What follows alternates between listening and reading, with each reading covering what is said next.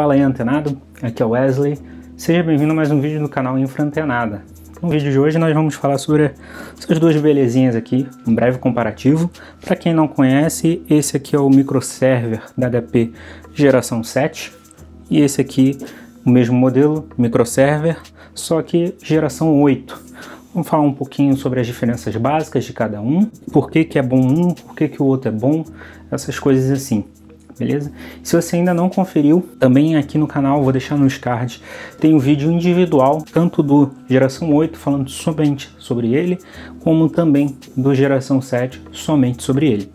Então, tudo aqui no card. Vamos então para o conteúdo lá.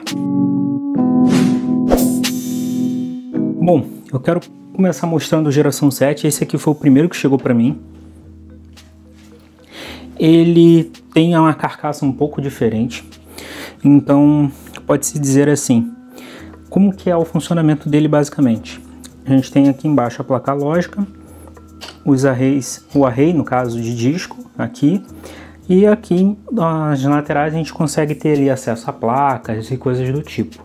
Fora isso, aqui em cima ele tem uma baia para um disco, você pode colocar um CD-ROM, por exemplo, aqui, ou até mesmo adaptar um disco, um HD de 2,5, 3,5 aqui em cima, super tranquilo.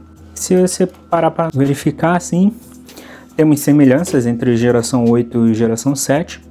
A diferença é que a gente não tem acesso à placa lógica, diferente aqui, e o tipo de gaveta é um pouquinho diferente. Mas ambos são exatamente a mesma coisa. Esse aqui eu tenho um disco já, esse aqui ainda não tem, mas a gaveta é assim. Eu achei um pouco mais resistente esse material aqui dessa gaveta antiga. Vamos colocar aqui.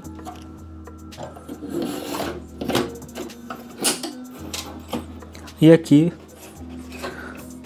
a gente solta. Opa, a chavinha veio junto. Essa gaveta aqui já é um pouquinho mais nova, eu achei ela um pouquinho mais mole também, por justamente não ter o apoio na parte de trás. Então, esteticamente, a parte da frente a gente tem só isso de diferença. Claro que internamente a gente tem muito mais coisas, mas aqui a gente tem 4 portas USB já na frente e essa aqui a gente só tem 2 portas. Então vamos dar uma giradinha aqui. Eu acredito que esse aqui é um pouco mais pesado. Não me lembro agora exatamente questão de peso, tudo, mas um pouquinho mais pesado. Ambos têm quase a mesma estrutura.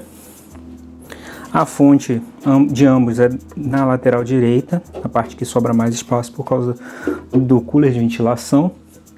E aqui a gente pode ver que a gente tem 2 interfaces de rede contra uma interface de rede apenas.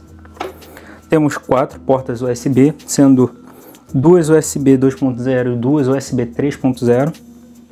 Uma interface VGA. Aqui a gente tem 2 interfaces USB 2.0 e uma VGA. E uma coisa que é interessante que nesse cara aqui não tem é uma external SATA. Caso você queira conectar um array externo via SATA, você consegue utilizar essa porta, e aqui a gente não tem. E uma outra coisa que também eu acredito que é interessante na geração 7 é que você tem 2 slots PCI. Então isso já ajuda bastante. Por exemplo, aqui eu tenho uma rack, que é uma Remote Card Access, que é para acesso remoto, IPMI, coisas do tipo. E nessa aqui, por eu já ter a ILO, eu não precisaria, mas aí eu só fico com uma PCI Express aqui. Eu tenho 2 PCI Express para botar o que eu quiser. Normalmente o pessoal coloca muito placa de vídeo, às vezes também placa de rede e tudo mais, mas normalmente placa de vídeo o pessoal coloca aqui, uma placa dedicada e tudo mais. E essa rack aqui, ela já vem com um VGA integrado e uma placa de rede dedicada para isso, 100 MB, tá? Em ambos, as placas de rede são gigabits, então isso é muito interessante e importante nos dias de hoje. E externamente a gente tem essa de diferença. E claro, a placa lógica a gente solta ela toda por aqui. Então acaba que a HP ajudou um pouquinho, porque a gente solta o gabinete aqui, a gente abre, eu já vou abrir, mas a gente desmontou, tirou todos os cabos, a gente só puxa aqui, a placa vem junto.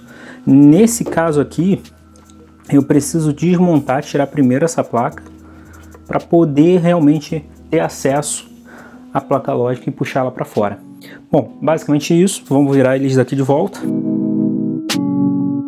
Bom, vamos então agora falar um pouco sobre as especificações técnicas desse carinha aqui, o primeiro, o geração 7. Bom, o geração 7 ele tem 3 modelos de processador. Se eu não me engano, o Neo N40L, o Neo N54L e, se eu não me engano, também tem o N30L. Todos eles são AMD, um núcleo apenas, 2 cores. Esse específico aqui é um N40L, ele é de 1.5 GHz, AMD Thulium, são 2 slots de memória. Esse aqui também é a mesma coisa, 2 slots de memória, porém a arquitetura desse aqui já é diferente, é a plataforma Intel. Geração 9 agora não estou lembrado, mas geração 10 a gente tem AMD novamente. Uma diferença que também o pessoal fala muito sobre esse geração 8 para o geração 7 é o socket. Por quê? Nesse aqui a gente não pode trocar o processador e nesse aqui a gente tem a maleabilidade de trocar o processador. Então a gente tem, por exemplo, esse aqui está com um Pentium 2020. Se eu não me engano eu posso colocar Xeon versus i3, se eu não me engano eu acho que eu consigo. O Xeon tem alguns ali, agora eu não me lembro todos. i3 minto, eu acho que não. Mas da plataforma Xeon eu consigo colocar um com 4 cores de processamento, então já dá um upgradezinho interessante. Fora isso, voltando nesse cara aqui, são 2 slots de memória RAM, por padrão suportado até 8 GB, ou seja, 2 de 4 GB. O DIMM, no caso, PC 1060, 10600 DDR3. E uma coisa que a gente tem que lembrar é que ele tem compatibilidade com memória ECC, que é registrada, só que ele também funciona sem ser registrada. Só que, claro, tem algumas particularidades, depende do chip da memória, coisas assim do tipo. Tem umas que funcionam bem, outras que já não são reconhecidas. Então a mesma coisa é, por exemplo, existem muitos upgrades desse cara aqui para 16 GB. Só que são com placas específicas, algumas memórias específicas. Então tem muito disso. Esse cara aqui também, ele vai até 16 GB, só que ele não tem essa especificidade. Normalmente qualquer uma que você colocar de 8 GB tu consegue chegar até 16. Mas esse aqui, como ele não foi testado propriamente pela HP com 16 GB, então ele foi garantido até 8 GB. A partir daí pode ter memória que vai funcionar corretamente e memória que talvez não funcione corretamente. Fora isso, tem uma controladora RAID, você consegue fazer RAID 0 e 1. Esse aqui, se eu não me engano, você consegue já fazer RAID 0 e 1 e também 10. Você consegue fazer ambos no caso, né? O 0 mais o 1. As placas de rede são gigabits. Essa aqui tem apenas uma placa, esse aqui tem 2 placas gigabits. Esse aqui você tem como acessório o Remote Card, que é o hack, para justamente acesso remoto. Você configura IPMI, você consegue ter acesso ao monitor KVM dele, coisas assim do tipo. É comprado à parte. Eu até adquiri, já coloquei nesse carinha aqui, é bem interessante. E nesse cara aqui a gente tem a ILO 4 para ser mais exato. Claro que a ILO 4 tem um ganho assim fenomenal em relação ao hack em si, ao Remote Card. Porém, aqui a gente tem que lembrar que Remote Card a gente não paga licença. Já a ILO a gente paga licença Advanced. Claro que a ILO normal, a básica, já te dá acesso a algumas coisas ali principais que você precisaria. Mas a Advanced ela te dá um plus bem grande. Esse aqui, inclusive, quando eu adquiri já veio com a licença. Então, sou muito grato por já ter vindo com a licença. Inclusive veio com uma licença do Windows Server. Eu não me lembro agora qual é a versão exata, mas veio também. Então, é bem interessante. Ambos são fatores ultramicro, né, como a gente pode ver. E o geração 8 ainda é um pouquinho menor. Uma coisa que eu percebi, o geração 8 ele faz um pouquinho mais de barulho em relação a um cooler do que o geração 7. O geração 7 ele é bem silencioso mesmo, esse geração 8 já é um pouquinho mais barulhento. Na inicialização ele bota o cooler um pouco mais forte e depois quando inicializou, tá tudo certinho, estabiliza, ele baixa um pouquinho a rotação. Aqui nesse cara a gente tem um PCI Express 16X e um PCI Express 1X apenas. Mas ambos são suficientes para tudo praticamente. A característica interna, então, o que a gente tem? No máximo, a gente tem aqui discos de 2 TB, então o máximo que você pode ter é 8 teras nesse carinha aqui. Nesse aqui eu não tenho certeza, mas eu já vejo aqui. Nesse aqui a gente pode pegar até 4 discos de 2 teras. Então a gente tem um total de 8 terabytes. E nesse aqui a gente pode pegar até 4 discos de 4 tera. Então a gente vai até 16 terabytes com ele. Só que, claro, isso depende da forma que você configurar, né? Se for configurar um disco, uma RAID, RAID e tudo mais, aí com certeza não vai ser 16 teras, né? Vai ser menos. A não ser que você some todo, realmente. E temos mais algumas outras coisinhas.